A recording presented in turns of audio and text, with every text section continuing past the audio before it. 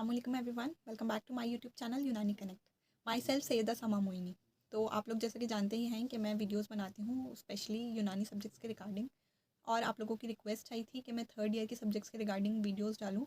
एक मेरा जो लास्ट वीडियो था that is books, syllabus and exams, जो कि थर्ड ईयर के होते हैं, उसके बारे में मैंने डाला था। तो मुझे बहुत सारी रिक्वेस्ट आई थी, not just on YouTube, on Instagram as well, कि मैं थर्ड ईयर के सब्जेक्ट्स पर वीडियोस डालूँ। तो I have decided to make a series of videos on a particular subject known as communication skills.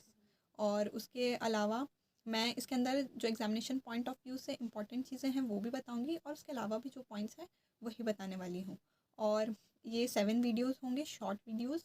तो आप इन्हें देखिए, और अगर मेरा चैनल और मेरा कंटेंट आपको पसंद आए तो please like, subscribe and share my channel.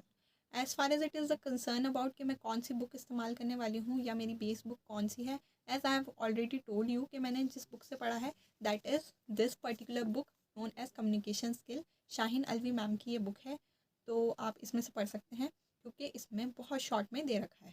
उसके अलावा मैं इन 7 वीडियोज़ में क्या कवर करने वाली हूँ उसके बारे में मैं आपको बताना चाहूँगी।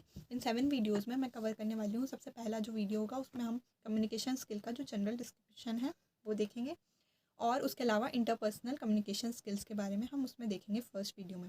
Second video is going to be about focused interaction and unfocused interaction, okay. And the third video is about non verbal communication, then computer aided communication, sixth is report writing and presentation, and seventh is acquisition of medical information, okay. और जो last video होगा उसके अंदर मैं जो भी उसके अलावा जितने भी इंपॉर्टेंट टॉपिक्स हैं एग्ज़ाम के अंदर पूछे जाते हैं उन सबको कवर कर दूंगी, तो आपका ये पर्टिकुलर सब्जेक्ट एकदम क्लियर हो जाएगा। अगर आपको मेरा वीडियो पसंद आए या मेरा कंटेंट अच्छा लगे तो please subscribe to my channel and press the bell icon. ये हमारा सिलेबस है और हम इसके अकॉर्डिंग ही वीडियोस बनाने वाले हैं, आगे आने वाली जो भी वीडियोस होंगी। तो अभी हम जो है पहले टॉपिक पर कंसंट्रेट करेंगे, और इससे पहले हम देखेंगे कम्युनिकेशन स्किल्स का बेसिक इंट्रोडक्शन, ठीक है। तो लेट्स स्टार्ट। सबसे पहले हम कम्युनिकेशन स्किल का बेसिक इंट्रोडक्शन देख रहे हैं, उसकी डेफिनेशन देखेंगे और उसकी इम्पॉर्टेंस देखेंगे, और क्या क्या टिप्स चाहिए हमें कम्युनिकेशन स्किल्स के लिए। और एक इम्पॉर्टेंट टॉपिक है 7 CS ऑफ कम्युनिकेशन, यानी कि कौन से वो 7 C हैं जो इम्पॉर्टेंट हैं कम्युनिकेशन के लिए। उसके अलावा हम देखेंगे कुछ एडवांटेजेस कम्युनिकेशन के, और फिर अलग अलग डिफरेंट फॉर्म्स ऑफ कम्युनिकेशन, और फिर हम उसके क्वेश्चन। तो लेट्स गेट स्टार्टेड। सबसे पहला हमारा इंट्रोडक्शन है कम्युनिकेशन स्किल्स का, कि इंट्रोडक्शन क्या होता है, ठीक है। तो कम्युनिकेशन क्या होता है, एक्चुअली में कम्युनिकेशन जो होता है वो ट्रांसफ़र होता है इन्फॉर्मेशन का from one person to another person, ठीक है। और ये बहुत इंपॉर्टेंट है हमारी लाइफ में, और इसी वजह से इस प्रोसेस की वजह से ह्यूमन बींग्स जो होते हैं वो अपने ओपिनियंस पास कर सकते हैं एक दूसरे से, ठीक है। तो लेट्स राइट दिस डेफिनेशन के इंट्रोडक्शन क्या होगा कम्युनिकेशन का। पहला मैंने बताया कि ट्रांसफ़र ऑफ इन्फॉर्मेशन है एक शख्स से दूसरे शख्स को, और दूसरा ये है कि बहुत इंपॉर्टेंट होता है हमारी लाइफ में, और तीसरा ये है कि ह्यूमन बींग्स जो है अपने ओपिनियंस इसके थ्रू ट्रांसफ़र कर सकते हैं। तो let's start the introduction. Communication is the transfer of information from one person to another. Is the transfer of information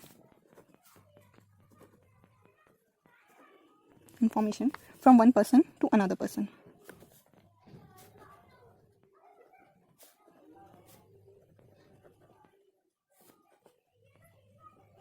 next क्या मैंने बताया था कि बहुत इंपॉर्टेंट है हमारी लाइफ में, तो it is very essential part of our life.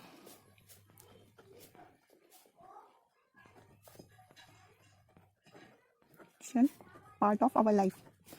आप मेरे साथ साथ नोट्स भी बना सकते हैं, that is why I am writing in this way, ठीक है। और इसी प्रोसेस के ज़रिए ह्यूमन बींग्स जो होते हैं वो अपने थॉट्स जो है ट्रांसफ़र करते हैं, और ओपिनियंस भी ट्रांसफ़र करते हैं दूसरे लोगों तक। Through this process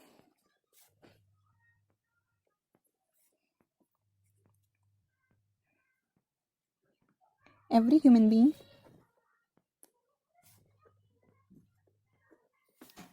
can pass their thoughts,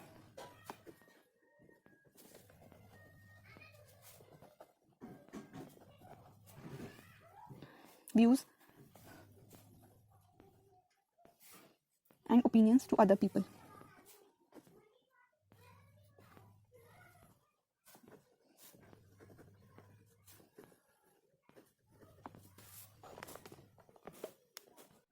next is कि अब हमें कम्युनिकेशन की हमने बात तो कर ली कि वो होता क्या है, उसका बेसिक इंट्रोडक्शन तो जान लिया।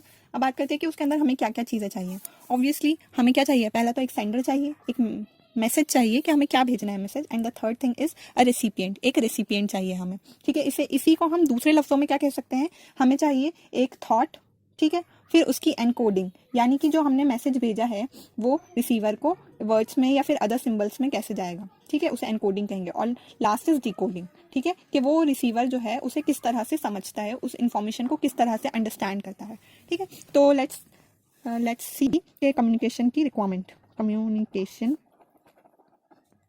रिक्वायरमेंट्स। पहला है sender, second is message, and third is recipient। और इसके अलावा क्या कह सकते हैं, थॉट, एक ख्याल, उसकी एनकोडिंग यानी कि उसे भेजना, एंड थर्ड इज डिकोडिंग यानी रिसीवर उसे किस तरह से डिकोड करता है, किस तरह से समझता है, ठीक है। अब कम्युनिकेशन के मीनिंग समझ लेते हैं। What is the meaning of communication. Communication is actually a Latin word जो कि कम्यून से आया है, जिसके मीनिंग क्या होते हैं, टू नो और अंडरस्टैंड, समझना या फिर अंडरस्टैंड करना, ठीक है। दस communication means to understand facts and opinions of others. इसका मतलब ये हुआ कि कम्युनिकेशन जो है उसका मतलब ये है कि हम फैक्ट्स को और ओपिनियंस को दूसरों के समझ सकें, कम्युनिकेशन का ये मीनिंग होता है, ठीक है। मीनिंग ऑफ कम्युनिकेशन, एक लैटिन वर्ड्स बना है, ठीक है। इसके क्या मीनिंग, लैटिन वर्ड कौन सा है वो, कम्यून्स, और इसका मीनिंग क्या होता है कि टू नो और अंडरस्टैंड, टू नो और अंडरस्टैंड, ठीक है। अब इसकी 10 communication means to understand facts and opinions of others, okay. तो इसको हम ऐसे समझ सकते हैं कि एक सेंडर है, ठीक है, वो क्या भेजता है, एक मैसेज भेजता है, और वो किसको जाता है, रिसीवर को। रिसीवर चाहे तो क्या भेज सकता है, एक फीडबैक, और फीडबैक किसको जाएगा, वापस सेंडर को, ठीक है। तो एक्चुअली में तो ये ट्रांसफर किसका है, सेंडर और रिसीवर के बीच में है, लेकिन उसके बीच में दो प्रोसेस है, एक तो है फीडबैक और एक है message. Now let's see the definitions of communication. अलग अलग लोगों ने की क्या डेफिनेशन दी है। पहला है by Koontz and O'Donnell, next is George Terry and next is Redfield, ठीक है। तो इन्होंने सबसे पहले कॉन्स एंड ओडोनेल ने क्या कहा था, उन्होंने कहा था communication has been defined as the transfer of information from one person to another whether or not it elicits confidence. इसका मतलब ये है कि कम्युनिकेशन डिफाइन किया जाता है ट्रांसफर ऑफ इन्फॉर्मेशन का ट्रांसफर एक शख्स से दूसरे शख्स तक, ठीक है, कि उसके अंदर कॉन्फिडेंस है या उसके अंदर कॉन्फिडेंस नहीं है। It whether or not it elicits confidence, बताता है कि उसके अंदर कॉन्फिडेंस है या नहीं है। Let's write this. उन्होंने कहा था communication has been defined as the transfer of information as the, this is really easy to learn, ठीक है, इसको याद करना बहुत easy है क्योंकि अभी हम इतनी देर से यही बात कर रहे हैं कि communication has been defined as the transfer of information from one person to another, from one person to another whether or not it elicits confidence, ठीक है, कि उसमें कॉन्फिडेंस है या नहीं है, यानी उसका कम्युनिकेशन करने का तरीका हमें बताएगा कि उसके अंदर कॉन्फिडेंस है या नहीं है, कॉन्फिडेंस, ठीक है। Next is George Terry. George Terry ने क्या कहा था कि कम्युनिकेशन जो होता है वो एक्सचेंज होता है, किस चीज़ का एक्सचेंज होता है, facts, ideas, opinions and emotions का, किसके अंदर, दो लोगों के अंदर, दो या दो से ज़्यादा लोगों के अंदर, ठीक है। तो communication is an exchange of facts, ideas, opinions और emotions by two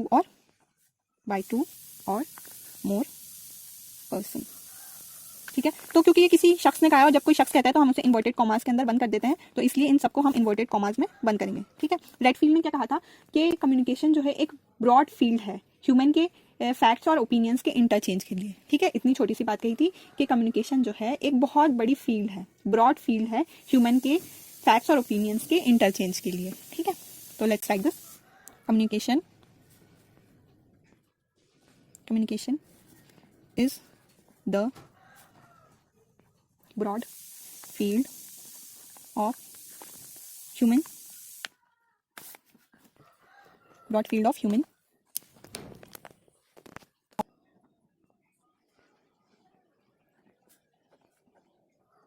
and opinions. ठीक है, ये हो गए हैं 3 डेफिनेशन। अलग अलग लोगों ने क्या डेफिनेशन दिया। आप एग्जाम में अगर आपसे पूछी जाए what is the definition of communication, आप इन तीनों में से कोई सी भी लिख सकते हो या एक भी लिख सकते हो। Next is essentials of good communication, कि हमें अगर कम्युनिकेशन करना है तो उसके लिए हमें क्या क्या चीज़ों की ज़रूरत होगी, क्या क्या रिक्वायरमेंट्स होंगी हमारी, जो कम्युनिकेशन एक गुड कम्युनिकेशन के लिए ज़रूरी होती हैं। ओके, ये नोट्स जो है मैं अपने टेलीग्राम चैनल पे डाल दूंगी, आप वहाँ से इसकी PDF डाउनलोड कर सकते हैं। तो सबसे पहला क्या होना चाहिए कम्युनिकेशन करते टाइम, सबसे पहला होना चाहिए सेल्फ कॉन्फिडेंस। ठीक है, सेल्फ कॉन्फिडेंस है आपके अंदर। उसके बाद हम जो बात कह रहे हैं वो सही तरीके से रखी जानी चाहिए, यानी अप्रोप्रिएट फॉर्म में रखी जानी चाहिए। ठीक है, second factor is that. Third क्या होना चाहिए, अटेंटिवनेस। अटेंटिवनेस का मतलब हुआ कि हमारा पूरा ध्यान होना चाहिए, हम हमारी जो बात कह रहे हैं उस पर हमारा पूरा ध्यान होना चाहिए। Fourth is positive and pleasant approach, यानी कि हम जो भी बात हमारी कह रहे हैं वो पॉजिटिव तरीके से कहें, सामने वाले को लगे कि हम पॉजिटिव तरीके से कह रहे हैं, और प्लीजेंट हमारी जो आवाज़ हो, हमारा जो ध्वनि हो वो जो है वो मधुर हो, यानी कि वो अच्छी हो, सुनने में अच्छी लगे। ठीक है, और जो हमारी बात करने की टोन हो, फिफ्थ है हमारी जो बात करने की टोन हो, उसकी क्वालिटी हो, उसकी इंटेंसिटी हो, वो अप्रोप्रिएट होनी चाहिए, सही होनी चाहिए। पहले ये 5 लिखते हैं, फिर 5 और की बात करते हैं। पहला हमने बताया क्या, self confidence. What is next, self confidence के बाद है अप्रोप्रिएट फॉर्म, सही तरीके से, सही रूप में, अप्रोप्रिएट फॉर्म, सही रूप में होनी चाहिए, फॉर्म का मतलब है अप्रोप्रिएट रूप। थर्ड इज अटेंटिवनेस होनी चाहिए, अटेंटिवनेस यानी कि ध्यान होना चाहिए। फोर्थ क्या है, fourth is positive and pleasant approach, positive and pleasant approach. Pleasant का मतलब क्या बताया मैंने आपको, प्लीजेंट का मतलब है मधुर। Fifth is appropriate tone and quality, intensity. ठीक है, तो क्या बताया मैंने, टोन, इंटेंसिटी और क्वालिटी अप्रोप्रिएट होनी चाहिए। अप्रोप्रिएट टोन, ठीक है, क्वालिटी एंड इंटेंसिटी। इंटेंसिटी का क्या मतलब है, तीव्रता, इसे हम हिंदी में कहते हैं तीव्रता। सिक्स्थ इज, ठीक है, नेक्स्ट 5 की बात करते हैं। अगर हम कम्युनिकेशन कर रहे हैं तो हमें अडेप्शन भी होना चाहिए हमारे अंदर। अडेप्ट कर पाएंगे तभी तो हम समझ पाएंगे कि सामने वाला उसे समझ पा रहा है या नहीं। ठीक है, तो अडेप्टेबिलिटी होनी चाहिए, टाइम कॉन्शियसनेस होनी चाहिए, हमें हमारे लफ्ज़ों को बिला वजह बढ़ाना नहीं चाहिए, हमें टाइम कॉन्शियस होना चाहिए कि कम वक्त में हम ज़्यादा बात बता सकें। ठीक है, next is clarity of thoughts and expression. जो भी आप कह रहे हो उसमें आपको पहले खुद क्लियर होना चाहिए, उसके बाद आप दूसरों को बता सकोगे कि आप क्लियर हो या नहीं हो। ठीक है, नाइन्थ इज करेक्टनेस, कि आप जो बात बता रहे हो कि वो सही भी है या नहीं है। एंड द 10th इज कि हमारा जो एटीट्यूड होना चाहिए वो यू एटीट्यूड, यानी अच्छा एटीट्यूड होना चाहिए। ठीक है, next is adaptability. 7th is time consciousness. 8th clarity of thoughts and expressions.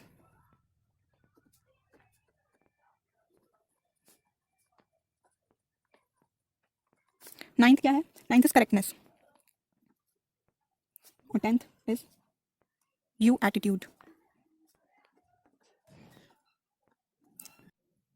Now let's see what is the importance of good communication। अगर हमारा कम्युनिकेशन अच्छा है तो उसका हमें क्या फ़ायदा होगा, एज अ डॉक्टर या एज अ मैनेजर हमें क्या फ़ायदा होगा। तो सबसे पहला फ़ायदा तो ये होगा कि कम्युनिकेशन जो होता है वो बहुत ज़रूरी होता है मैनेजमेंट के लिए। अगर आप किसी से कम्युनिकेट ही नहीं कर पा रहे हैं तो आप अपनी जो भी फर्म्स है या फिर आपका जो भी हॉस्पिटल है उसके अंदर आप कैसे उसे मैनेज कर सकेंगे। तो सबसे पहला पॉइंट क्या हुआ, communication is essential for management. Second is basis of planning, कि जो कम्युनिकेशन होता है वो बेसिस होता है प्लानिंग का, कि हम जो भी प्लानिंग कर रहे हैं वो कैसी है। अगर हमारी कम्युनिकेशन अच्छा है तो हमारी प्लानिंग भी अच्छी होगी। नेक्स्ट इज डिसीजन मेकिंग, कि अगर हमारा डिसीजन सही है, अगर हमें हमारा डिसीजन अच्छा करना है तो कम्युनिकेशन क्या करता है, उसे मैनेज करने में बहुत हेल्प करता है। फोर्थ इज क्या हमारा जो एम्प्लॉय है उससे हमारा कम्युनिकेशन अगर अच्छा है तो वो क्या करेगा, एम्प्लॉय के मोरल को बढ़ाएगा, और मोरल को बढ़ाएगा तो फिर एम्प्लॉय अच्छे से काम कर सकेगा, पूरे सपोर्ट से काम कर सकेगा। और फिफ्थ इज कि जो अगर आपका कम्युनिकेशन अच्छा है तो मैक्सिमम प्रोडक्शन होगा मिनिमम कॉस्ट में। क्यों ऐसा क्यों कह रहे हैं हम? क्योंकि फिर कोई स्ट्राइक्स नहीं होंगी, कोई लुकआउट्स नहीं होंगे, कोई अनरेस्ट नहीं होगा। जो मैनेजमेंट है और जो लेबर है वो आसानी से एक साथ मिलकर काम कर सकेंगे। तो 5 पॉइंट क्या हो गए? पहला है communication is essential for management. कैसे? इसमें क्या होगा? For management. क्यों ज़रूरी है? मैंने आपको बताया कि प्रैक्टिकल शेप दे सकेंगे हम हमारी प्लान्स को और प्रोजेक्ट्स को। To give practical shape to our plans and projects. ठीक है, ये हो गया। Next is basis of planning, कि प्लानिंग की क्या बेसिस है, क्या होती है हमारी प्लानिंग की जो बेसिस होगा वो क्या होगा? कम्युनिकेशन होगा। ठीक है, इसका function of management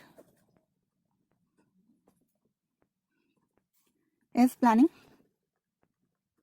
and its success, it's sure success इस पर डिपेंड करती है, depends upon good communication, GC। Okay, next is क्या होगा? Basis of decision making. पहले तो हमने मैनेजमेंट किया, उसकी प्लानिंग की, फिर उसका क्या? डिसीजन किया। Basis of decision making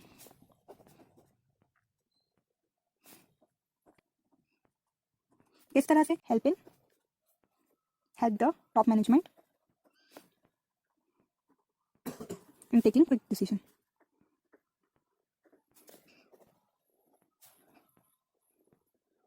next is fourth, increase the employees morale. मैंने आपको बताया in employees morale. And fifth is maximum production at minimum cost. Maximum production in minimum cost. ठीक है, क्योंकि इसके अंदर क्या होगा? No strikes, no lockouts, no arrest, no strikes. ये हम एक फर्म के बेसिस पे बात करें कि कोई हॉस्पिटल हो या कोई फर्म हो या कोई हेल्थ ऑर्गेनाइजेशन हो या कहीं भी हो, अगर हम अपना कम्युनिकेशन गुड रखेंगे तो उसका हमें क्या फ़ायदे होंगे, क्या उसकी इंपॉर्टेंस है। ठीक है, no strikes, no no strikes, no lockouts and no unrest. ठीक है, अब बात करते हैं कि वो कौन कौन से सक्सेसफुल टिप्स हैं जिनकी वजह से हम कम्युनिकेशन बढ़ा सकते हैं। हमारा top 10 successful tips for good communication. Okay, पहला क्या है? रीड। पहले तो हमें उनको, जब भी हमें किसी जगह पर गुड कम्युनिकेशन करना है, किसी को अपनी बात समझानी है, तो सबसे पहले हमें क्या होना चाहिए? हमें उसकी खुद जानकारी होनी चाहिए कि हमें उस चीज़ की जानकारी होगी तब हम दूसरे को बता सकेंगे ना। तो सबसे पहले हमें क्या करना होगा? उसकी जानकारी हासिल करनी होगी, यानी कि हमें उसे पढ़ना होगा, रीड। फिर उसके बाद हमें सुनना भी होगा कि दूसरे उसके ऊपर क्या ओपिनियन रखते हैं। तो second is listen. Third is उसके बाद हमने देख लिया, पढ़ लिया, सुन लिया, अब हमें सोचना है और प्लान करना है, that is think and plan.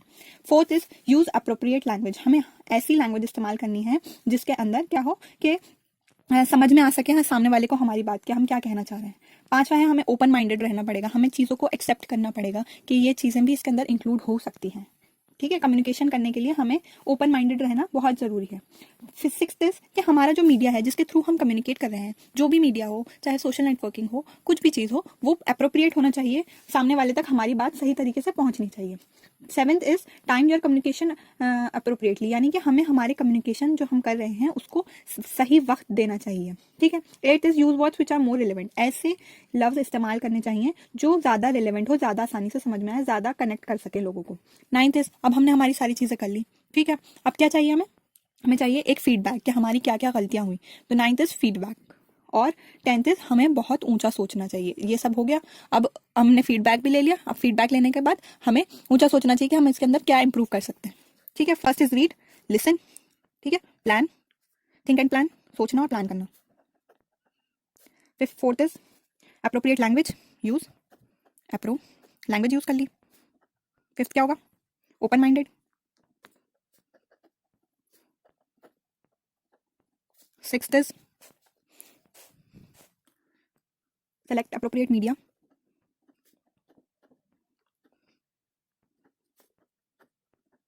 Seventh, time your communication properly. मतलब अपने कम्युनिकेशन को सही टाइम देना है। 8th 9th एंड 10th क्या है? Use words which are more relevant, ऐसे लफ्ज इस्तेमाल करने हैं जो ज़्यादा रिलेवेंट हो, विच आर मोर रिलेवेंट। 9th है obtain feedback and aim high, obtain feedback and 10th is aim high. Okay, हमारा नेक्स्ट पॉइंट है कि वो कौन कौन से सी होते हैं, यानी वो कौन कौन से ये क्वेश्चन आता है एग्जाम्स के अंदर कि 7 सीज ऑफ कम्युनिकेशन कौन कौन से हैं। तो उसके अंदर सबसे पहला होता है कि हम जो कम्युनिकेशन कर रहे हैं वो क्लियर होना चाहिए। पहला, साफ साफ बोलना चाहिए, छोटा होना चाहिए और कंक्रीट होना चाहिए, यानी कि मजबूत होना चाहिए, और कंसाइज यानी छोटा होना चाहिए। क्लियर, कंसाइज एंड कंक्रीट, ठीक है। फोर्थ इज करेक्ट, सही होना चाहिए। कोहेरेंट यानी कि एक दूसरे से जुड़ा हुआ होना चाहिए। हम जैसे कि हम दो अलग अलग बातें बोल रहे हैं, ठीक है, 2 सेंटेंस बोल रहे हैं, 2 सेंटेंस जो हमारी कम्युनिकेशन में है वो कनेक्टेड होने चाहिए, उसके लिए हम क्या बोलेंगे? कोहेरेंट। कंप्लीट होना चाहिए, हम हमारी बात को हमें पूरा रखना चाहिए। और 7th इज कोर्टियस। कोर्टियस का मतलब होता है ओपन या फिर ऑनेस्ट होना चाहिए, ठीक है। तो लिखते हैं, सबसे पहला क्या है? सबसे पहला है clear, concise and concrete. Clear, concise और कॉन्क्रीट। कॉन्क्रीट यानी स्ट्रॉन्ग, कंसाइज मतलब छोटा यानी कम लफ्जों में ज़्यादा, कॉन्क्रीट यानी स्ट्रॉन्ग मजबूत, ठीक है। 4th इज करेक्ट, सही होना चाहिए। 5th कोहेरेंट, यानी कि एक दूसरे से बात कनेक्टेड होनी चाहिए। 6th इज कंप्लीट, पूरा होना चाहिए। और 7th क्या है? कॉर्टियस। कॉर्टियस मतलब ओपन एंड ऑनेस्ट, यानी कि खुला हुआ और ऑनेस्ट यानी ईमानदार, ठीक है। हमारा इस तरह का कम्युनिकेशन होना चाहिए। अब हमने ये सब देख लिया, अब हमें पता होना चाहिए कि हम कम्युनिकेशन करना सीख गए। अब इसके एडवांटेजेस क्या हैं? अगर हम गुड कम्युनिकेशन करेंगे तो हमें क्या फ़ायदा पहुंचेगा? तो let's see the advantages of communication. क्या क्या एडवांटेजेस हैं कम्युनिकेशन के? तो पहला एडवांटेज ये है कि हम जो है स्पीड और टाइम की वजह से हम बहुत सारे पैसे बचा सकते हैं। जैसे कि इंटरनेट जो है उसने बहुत सारे कम्युनिकेशन के, डायरेक्ट कम्युनिकेशन के, फेस टू फेस कम्युनिकेशन के बहुत सारे रास्ते बचा लिए हैं, जिसकी वजह से फॉर एग्जांपल हमें किसी से कम्युनिकेट करना है तो हमें उसके पास जाना नहीं पड़ेगा, उसको विजिट नहीं करना पड़ेगा। तो क्या बचेगा? एक तो टाइम बचेगा और दूसरी स्पीड की वजह से भी हमें काफ़ी हेल्प होगी, ठीक है। दूसरा है ग्लोबलाइजेशन। ग्लोबलाइजेशन का मतलब ये है कि हम कम्युनिकेट जो कर रहे हैं वो हम इंडिया से कर रहे हैं कम्युनिकेट, और वो चाइना तक जा रहा है। तो ये जो ग्लोबलाइजेशन की वजह से पॉसिबल हो सका है, मतलब उसका ये फायदा हुआ है कि कम्युनिकेशन ने ग्लोबलाइजेशन बढ़ा दिया है, ठीक है। Third is great availability. Next is great availability. Great availability का मतलब ये है कि जो हम, मान लीजिए हमें कुछ चाहिए, हमें कोई मेडिसिन चाहिए, ठीक है, हम इस काबिल नहीं है कि हम उस जगह पर जा सकें, तो हम किसी से कम्युनिकेट करेंगे और वो हमारे डोर स्टेप पर हमारी जो चीज़ है वो ला के दे सकेगा। तो ये किस वजह से हुआ? Great availability. और ये ग्रेट अवेलेबिलिटी क्यों आई? कम्युनिकेशन की वजह से। Fourth is, next is cost effective, यानी कि बहुत कम पैसों में हम बहुत सारा, पहले क्या होता था, हम लेटर्स भेजते थे, उसमें बहुत ज़्यादा पैसे लगते थे, लेकिन अब हम क्या यूज़ करते हैं? ईमेल्स यूज़ करते हैं या फिर फ़ोन कॉल्स कर लेते हैं, जो कि कंपैरेटिवली काफ़ी चीपर होते हैं एज़ कम्पेयर टू जो पुराने हमारे जो भी कम्युनिकेशन के सोर्सेज थे उनके कंपैरिजन में क्या है, वो काफ़ी सस्ता है। और उससे भी पहले अगर बात की जाए तो उससे भी पहले क्या होता था, एक इंसान को, एक शख्स को जो अपनी बात कहनी है वो इस तरह से जाती थी, इस तरह से कबूतरों के ज़रिए से जाती थी, उसका कोई भरोसा नहीं होता था कि वो सही जगह जाएगी या गलत जगह जाएगी, या फिर खुद इंसान को एक जगह से दूसरी जगह जाना पड़ता था। Next is bridging the cultural gap, यानी कि ब्रिजिंग द कल्चरल गैप। इसका क्या मतलब हुआ? इसका ये मतलब हुआ कि कम्युनिकेशन की वजह से हम जो दो अलग अलग कम्युनिटीज़ के बीच में, जो दो अलग अलग कल्चर्स के बीच में जो गैप है उसे हम ब्रिज कर सकते हैं, यानी उसे हम ख़त्म कर सकते हैं। किस वजह से? कम्युनिकेशन की वजह से। 6th क्या होता है? क्रिएशन ऑफ न्यू जॉब्स, यानी कि नई नई जॉब्स जो हैं वो बनने लग जाएंगी। अगर आपके पास अच्छा कम्युनिकेशन है तो आपको अच्छी जॉब मिल सकती है। And 7th is education. Education में इंक्रीज होगा, हम दूसरी जगह की जो चीज़ है, दूसरे जनरेशन जो हैं, पुरानी जनरेशन, उनमें क्या था कि उनको अलग अलग चीज़ों की इन्फॉर्मेशन इतनी आसानी से नहीं हो पाती थी जितनी आसानी से हमें। जैसे फॉर एग्जांपल हम लेते हैं यूट्यूब, ये यूट्यूब ही है जिसकी वजह से मैं यहाँ पे बैठकर आपको पढ़ा रही हूँ। ये इंक्रीज़ कर रहा है किसमें? एजुकेशन में, ठीक है। तो इसी तरह से और भी बहुत सारे मीडियाज़ हैं, जैसे कि इंस्टाग्राम हुआ, टेलीग्राम हुआ, उस पर आपको अलग अलग तरह की बुक्स मिल जाएंगी। तो आप चाहते हैं कि मैं आपके लिए ऐसे वीडियोस बनाती रहूं तो please subscribe to my channel and like my video. अब हम देखते हैं कि कितनी तरह का कम्युनिकेशन हो सकता है, डिफरेंट फॉर्म। अब हम देखते हैं डिफरेंट फॉर्म्स ऑफ कम्युनिकेशन, कौन कौन से फॉर्म्स हो सकते हैं कम्युनिकेशन के, ठीक है। पहला है वर्बल कम्युनिकेशन। वर्बल कम्युनिकेशन का मतलब बोलकर, ठीक है, ये 2 तरह का होता है, ओरल और written. Next is non verbal communication, intrapersonal communication, interpersonal communication, extrapersonal communication, media communication and mass communication. ये सब मैं आगे आपको बताने वाली हूँ, तो स्टे ट्यून्ड। ठीक है। और ठीक है, तो अभी हमने बेसिक उसका इंट्रोडक्शन देख लिया और हमने ये पढ़ लिया है कि कम्युनिकेशन का इंट्रोडक्शन क्या होता है। अब हम हमारा ये जो पहला पॉइंट है ये स्टार्ट करने वाले हैं, that is interpersonal communication skill. जितना भी हमने अभी तक कवर किया है वो एग्जामिनेशन पॉइंट ऑफ व्यू से बहुत इंपॉर्टेंट है। इसमें अभी इस वीडियो में हम ये कवर करने वाले हैं और नेक्स्ट वीडियो में हम ये कवर करेंगे डायलॉग और अ कन्वर्सेशन बिटवीन टू और मोर पीपल। अभी हम direct face to face communication that occurs between two person ये देख रहे हैं, और नेक्स्ट वीडियो में हम ये focus interactions and unfocus interaction ये देखेंगे। Now let's see what are interpersonal communication skills. Actually में इंटरपर्सनल कम्युनिकेशन स्किल्स होती क्या है? तो इंटरपर्सनल कम्युनिकेशन स्किल्स वो होती हैं जिसके अंदर हम एंगेज होते हैं फेस टू फेस कम्युनिकेशन के अंदर। यानी जब हम फेस टू फेस कम्युनिकेशन करते हैं एक या एक से ज़्यादा लोगों के साथ, तो उसके अंदर क्या होता है, क्या यूज़ करते हैं हम? Interpersonal communication skill. ठीक है। दूसरी बात यह है कि उसके अंदर हम क्या एक्सचेंज करते हैं? इन्फॉर्मेशन, फीलिंग एंड मीनिंग्स, कि हम क्या सोच रहे हैं। ठीक है। थॉट किस तरह से हम कर सकते हैं उनसे? वर्बल या फिर नॉन वर्बल। वर्बल तो आप जानते हैं ओरल और रिटर्न फॉर्म में। ठीक है। नॉन वर्बल का मतलब होता है हमारी बॉडी लैंग्वेज। तो हमारा थर्ड पॉइंट क्या हो गया कि इसमें सिर्फ हमारी जो कही हुई बात है वो नहीं होती है, बल्कि हमारा टोन ऑफ वॉइस, हमारे फेशियल एक्सप्रेशंस, हमारी बॉडी लैंग्वेज, ये सब भी बहुत इंपॉर्टेंट होती है। तो 3 मेजर पॉइंट क्या हो गए इसके? पहला तो ये हो गया कि used, it is used when, कब? When we engage. कब यूज होती है? In face to face, in face to face communication. किससे? एक या एक से ज्यादा लोगों के साथ, विथ वन और मोर पीपल। ठीक है। पहला पॉइंट ये बताया था मैंने आपको। और इसके अंदर हम क्या होता है, इसके अंदर क्या करते हैं, लोग एक्सचेंज करते हैं इन्फॉर्मेशन। इन दिस पीपल, ये वो प्रोसेस है जिसके अंदर लोग इन दिस पीपल एक्सचेंज, क्या एक्सचेंज करते हैं? ठीक है, इस तरह से लिखते हैं, इन्फॉर्मेशन। ठीक है, इन्फॉर्मेशन, फीलिंग्स, नेक्स्ट इज और मीनिंग, हमारी बात का मीनिंग। किस थ्रू? थ्रू वर्बल और नॉन वर्बल मैसेजेस। ठीक है। और थर्ड पॉइंट क्या है इसके अंदर, क्या हम देखेंगे? Non verbal messages send through काय की तरह, through through tone of voice. पहला, हमारे टोन क्या है, हमारे फेशियल एक्सप्रेशन कैसे हैं, फेशियल एक्सप्रेशन, और लास्ट इज बॉडी लैंग्वेज कैसी है। ये हो गए हमारे इंटरपर्सनल कम्युनिकेशन स्किल का इंट्रोडक्शन। अब इसके एलिमेंट्स क्या क्या होते हैं, यानी इसके अंदर कौन कौन सी चीज़ें चाहिए होती हैं? Elements of interpersonal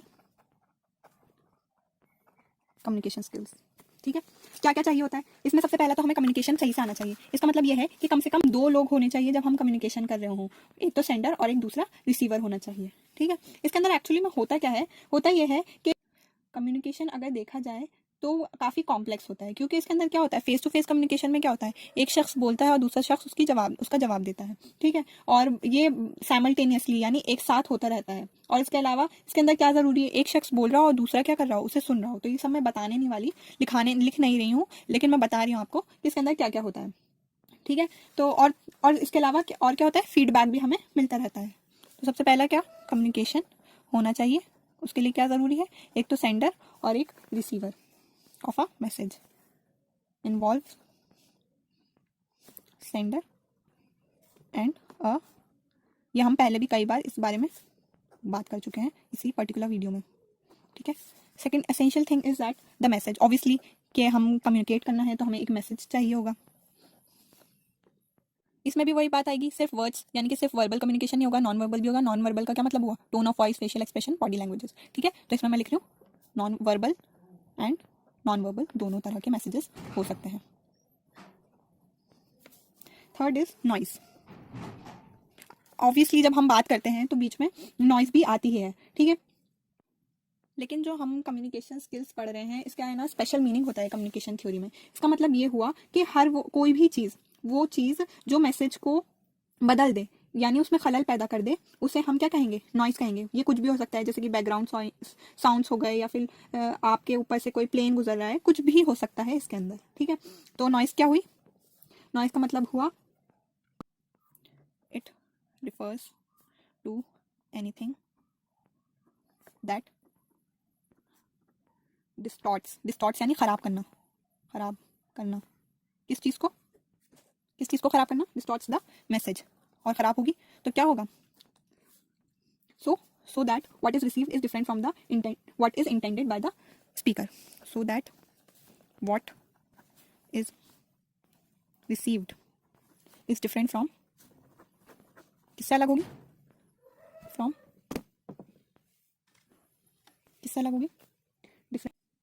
fourth is feedback, feedback भी हमें लेना ज़रूरी है, ठीक है, कि हमने क्या काम करा है हमें पता चले, फीडबैक के जरिए हमें पता चलता है कि हमने जो काम करा है वो सही करा है या नहीं करा है। ये वो मैसेज होता है जो रिसीवर से सेंडर की तरफ जाता है। पहला जो मैसेज होता है वो किससे जाता है, सेंडर से रिसीवर की जगह तरफ जाता है, जबकि फीडबैक जो होता है वो रिसीवर से सेंडर की तरफ जाता है। नेक्स्ट इज कॉन्टेक्स्ट, कि हम किस कॉन्टेक्स्ट का लिटरल मीनिंग होता है, यानी उसकी जो डिक्शनरी का मीनिंग होता है वो होता है संदर्भ में, किस संदर्भ में बात हो रही है हमें वो पता होना चाहिए, ठीक है। ये दो तरह का हो सकता है यहाँ पर, सिचुएशनल या फिर सोशल। सिचुएशनल का मतलब ये हुआ कि कहाँ पर इंटरेक्शन हो रहा है, किस जगह पे हम कम्युनिकेशन कर रहे हैं, जैसे कि रूम में कर रहे हैं, ऑफिस में कर रहे हैं, या फिर किसी आउटडोर जगह पर कर रहे हैं। और सोशल का मतलब हुआ कि उसके अंदर हमारी क्या क्या रोल होगा, क्या क्या रिस्पॉन्सिबिलिटी होगी, हमारा रिलेटिव स्टेटस क्या होगा एज अ पार्टिसिपेंट, ठीक है। तो दो तरह का हो गया, सिचुएशनल और social.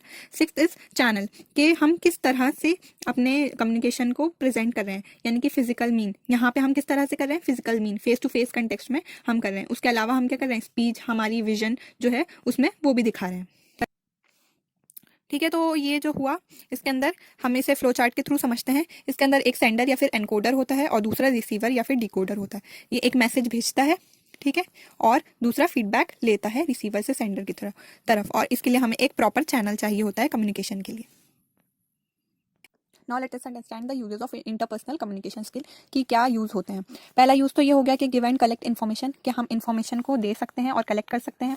Next is influence the attitude and behaviour of others, दूसरों के एटीट्यूड और बिहेवियर को अच्छे कम्युनिकेशन के थ्रू बदल सकते हैं।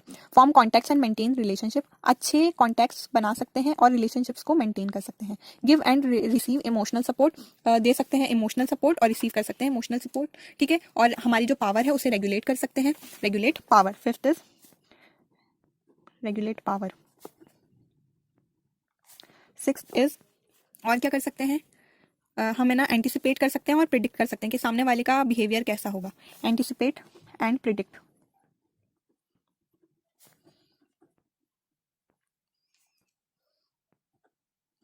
बिहेवियर, ठीक है। तो ये कुछ यूज़ हो गया इंटरपर्सनल कम्युनिकेशन के। आई होप आपको मेरा वीडियो पसंद आया हो और आप मेरे चैनल को लाइक, सब्सक्राइब और शेयर करें। मेरे टेलीग्राम चैनल और मेरे इंस्टाग्राम चैनल पर मुझे फॉलो करें ताकि आपको रेगुलर अपडेट्स मिलती रहें। Thank you and good bye, अल्लाह हाफिज़।